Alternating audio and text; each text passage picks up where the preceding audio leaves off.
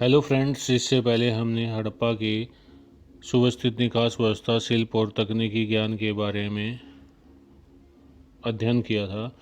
अब हम उनके राजनीतिक संगठन के बारे में बात करेंगे।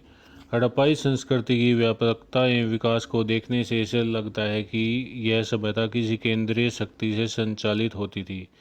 वैसे यह प्रश्न अभी विवाद का विषय बना हुआ है, फिर भी क्योंकि हड़प्पावासी वाणिज्य की ओर अधिक आकर्षित थे, इसलिए ऐसा माना जाता है कि संभवतः हड़प्पा सभ्यता का शासन वणिक वर्ग के हाथ में ही था। हवीलर ने सिंधु प्रदेश के लोगों के शासन को मध्यम वर्गीय जनतंत्रात्मक शासन कहा और उसमें धर्म की महत्ता को स्वीकार किया। स्टुअर्ट पिगार्ड मोदे ने कहा कि सिंधु प्रदेश के शासन पर पुरोहित वर्ग का प्रभाव था। मैके के अनुसार मोहनजोदड़ो का शासन एक प्रतिनिधि शासक के हाथों में था। अगर सामाजिक जीवन के बारे में हम बात करें तो स्त्री मूर्तियां अधिक मिलने से ऐसा अनुमान लगाया जाता है कि सैंधव समाज मात्र सत्तात्मक था। इस सभ्यता के लोग युद्ध प्रिय कम, शांति प्रिय अधिक थे। भोजन के रूप में सैंधव सभ्यता के लोग गेहूं, जौ, खजूर एवं भेड़, सुअर, मछली के मांस को खाते थे। घर में बर्तन के रूप में मिट्टी एवं धातु के बने कलश, थाली, कटोरे, तस्तरी, गिलास एवं चम्मच प्रयोग करते थे। वस्त्र के रूप में सूती एवं ऊनी दोनों प्रकार के वस्त्र प्रयोग होने के साक्ष्य मिले हैं। पुरुष वर्ग दाढ़ी एवं मूछों का शौकीन था। खुदाई के समय तांबे से निर्मित दर्पण, कंधे एवं उस्तरे मिले हैं। आभूषणों में कंठहार, भुजबंद, कर्णफूल, छल्ले, चूड़ियाँ जो कालीबंगा से प्राप्त हुई हैं, करधनी, पाजेब आदि ऐसे आभूषण मिले हैं जिन्हें स्त्री और पुरुष दोनों पहनते थे।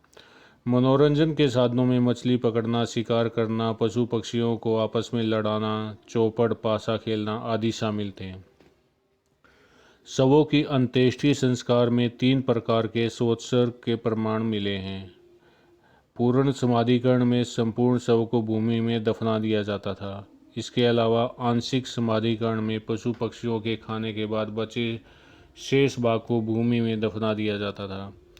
इससे अलावा दाह संस्कार में शव को पूर्ण रूप से जलाकर उसकी भस्म को भूमि में गाड़ा जाता था। अगर धार्मिक प्रथाओं के बारे में बात करें तो हड़प्पा सभ्यता के धार्मिक जीवन के बारे में हमें अधिकांशतः जानकारी पुरातात्विक स्रोतों जैसे मूर्तियाँ, मोहरे, मर्दभांड, पत्थर तथा अन्य पदार्थों से निर्मित लिंग तथा चक्र की आकृति, ताम्र फलक, कब्रिस्तान आदि से मिलती हैं। एक मूर्तिका में स्त्री के गर्भ से निकलता एक पौधा देखा गया है। यह संभवतः पृथ्वी देवी की प्रतिमा है और इसका निकट संबंध पौधों के जन्म और वृद्धि से रहा होगा। इसलिए मालूम होता है कि हड़प्पाई लोग धरती की उर्वरता की देवी समझते थे और इसकी पूजा करते थे। कुछ वैदिक सूक्तों में पृथ्वी माता की स्तुति है, किंतु उनका कोई प्रमुखता नहीं दी गई है। सुदीर्घ काल के बाद ही हिंदू धर्म में इस मातर देवी को उच्च स्थान मिला है। ईसा की 6वीं सदी और उसके बाद से ही दुर्गा, अम्बा, काली, चंडी, विविध मातर देवियों को पुराणों और तंत्रों के आराध्य देवियों का स्थान मिला। काल क्रमेण प्रत्येक गांव की अपनी अपनी अलग अलग देवी हो गई। सिंधु घाटी में पुरुष देवता के बारे में अगर हम बात करें तो पुरुष देवता एक सील पर चित्रित किया गया है। उसके सिर पर 3 सिंग हैं। वह एक योगी की ध्यान मुद्रा में बैठा दिखाया गया है। उसके चारों ओर एक हाथी, एक बाघ और एक गैंडा है। आसन के नीचे एक भैंसा है और पांव पर 2 हिरण हैं। यह सील देखते ही हमें पौराणिक पशुपति महादेव की छवि ध्यान में आ जाती है। वृक्षों और पशुओं की पूजा के बारे में बात करें तो सिंधु क्षेत्र के लोग वृक्ष पूजा भी करते थे। एक मरण मुद्रा पर पीपल की डालों के बीच में विराजमान देवता चित्रित है। इस वृक्ष की पूजा आज तक जारी है। हड़प्पा काल में पशु पूजा का भी प्रचलन था। कई पशुमन मुद्राओं पर अंकित हैं।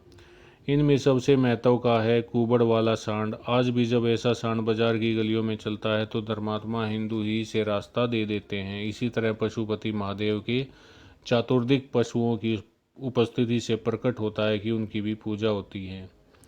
इन बातों से स्पष्ट होता है कि सिंधु प्रदेश के निवासी वृक्ष, पशु और मानव के स्वरूप में देवताओं की पूजा करते थे, परंतु वे अपने इन देवताओं के लिए मंदिर नहीं बनवाते थे। हड़प्पा लिपि के बारे में अगर बात करें तो प्राचीन मेसोपोटामिया की तरह हड़प्पाई लोगों ने भी लेखन कला का आविष्कार किया था। यद्यपि हड़प्पाई लिपि का सबसे पुराना नमूना 1853 में मिला था और 1923 तक पूरी लिपि प्रकाश में आ गई, किंतु यह अभी तक पढ़ी नहीं जा सकी है। अधिकांशतः अभिलेख मन मुद्राओं पर हैं और हर एक में 2-4 ही शब्द हैं। संभवतः इन सीलों का प्रयोग धनाढ्य लोग अपनी निजी संपत्ति को चिन्हित करने और पहचानने के लिए करते थे। इस लिपि में कुल 250 से 4000 तक चित्राक्षर हैं और चित्र के रूप में लिखा हर अक्षर किसी ध्वनि, भाव या वस्तु का सूचक है। हड़प्पा लिपि वर्णात्मक नहीं बल्कि मुख्यतः चित्र लेखात्मक है।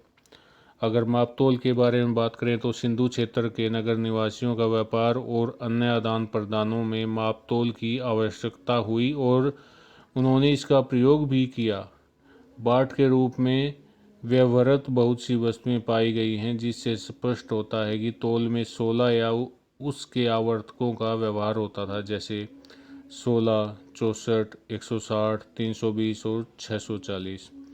अगर मर्द भांड देखें तो हड़प्पाई लोग चाक का उपयोग करने में बड़े कुशल थे। उनके अनेक बर्तनों पर विभिन्न रंगों की चित्रकारी देखने को मिलती है। हड़प्पा भांडों पर आमतौर से वृत्त या वृक्ष की आकृतियां मिलती हैं। कुछ ठीकरों पर मनुष्य की आकृतियां भी दिखाई दी हैं। अगर शिलें की बात करें, शिलें मतलब मरण मुद्राएं एवं प्रतिमाओं की बात करें तो हड़प्पा संस्कृति की सर्वोत्तम कलाकृतियाँ उसकी मरण मुद्राएं हैं। अब तक लगभग 2000 सीलें प्राप्त हुई हैं। इनमें से अधिकांश सीलों पर लघु लेखों के साथ साथ एक सींगी सांड, भैंस, बाघ, बकरी और हाथी की आकृतियाँ उकेरी हुई हैं। हड़प्पाई शिल्पी लोग धातु की खूबसूरत मूर्तियाँ बनाते थे। कांसे की नर्तकी उनकी मूर्ति कला का सर्वश्रेष्ठ नमूना है। पूरी मूर्ति गले में पड़े हार के अलावा एकदम नग्न है। कुछ हड़प्पाई प्रतिमाएं मिली हैं।